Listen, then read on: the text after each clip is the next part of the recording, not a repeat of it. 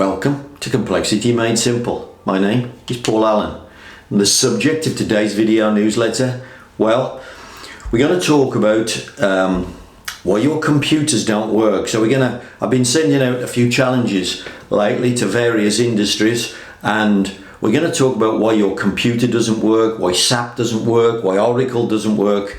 If you are doing manufacturing planning, we all know you have to intervene with your computer. You cannot leave your computer alone. You are not happy with the decisions that it makes, so you constantly play around, either putting orders together and building bigger batches, or maybe buying more raw material than the computer says, or buying less raw material than the computer says. You have to manually intervene. And before I do this, so we're going to talk about effectively why SAP / Oracle doesn't work. People love to spend millions of pounds on their software, and then you have to keep intervening with it.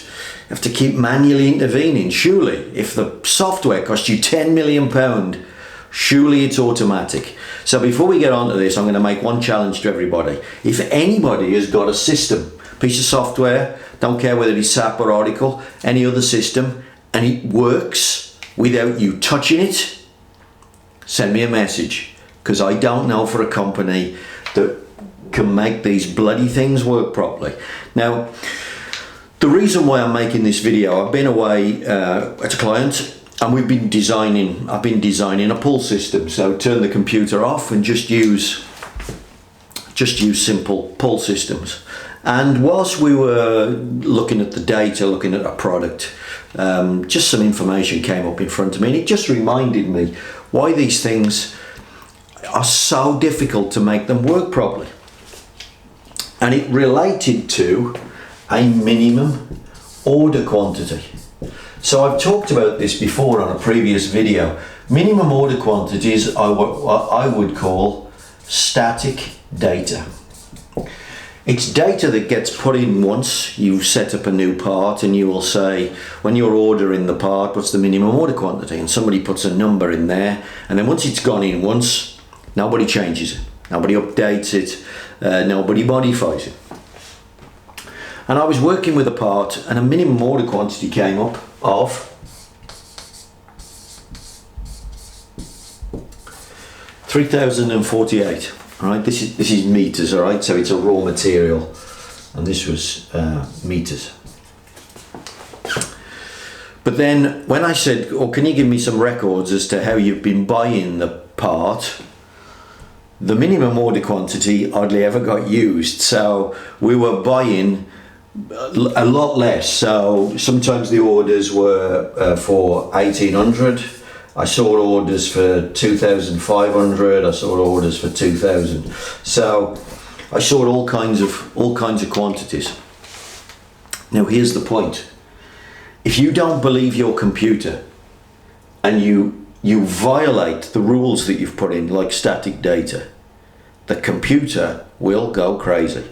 So the only way these things work is if you set them up and you leave them and you believe them and you activate the plan exactly as they say.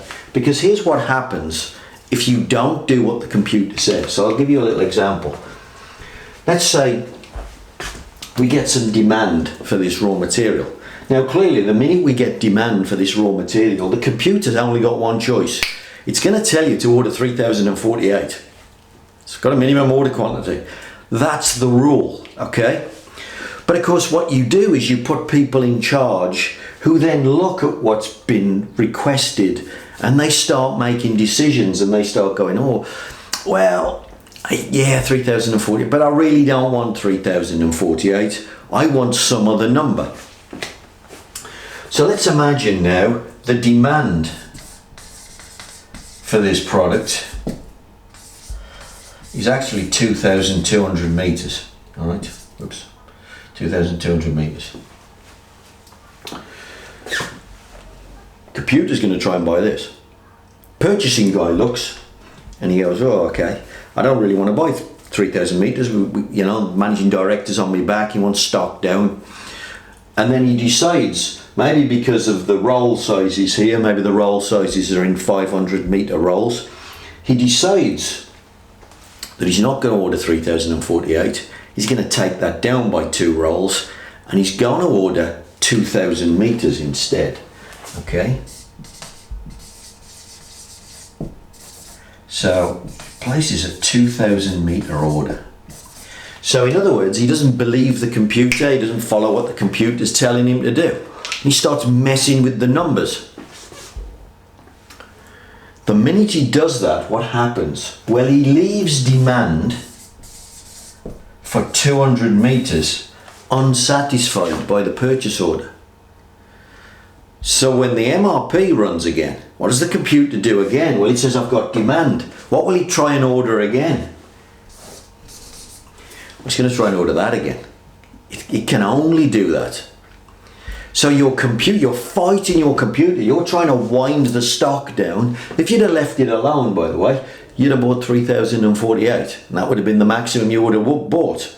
But because you've started playing with it, now the computer fights you. You've wound the quantity down to 2,000, but it wants to go, yeah, but let's have another 3,048. Can't do anything else. The computer, unless you follow the computer's requests, it will go crazy and it will fight you. And these things, these static data numbers, are creating havoc through your system. So let's take a little example. Let's say you're going to make some pieces and you have an order. We'll say you have an order for 50. Okay, these are pieces that are made out of this material. But in your computer system, the manufacturing process can't make 50 because you have a minimum batch quantity of 200. Okay, you have a minimum batch quantity of 200.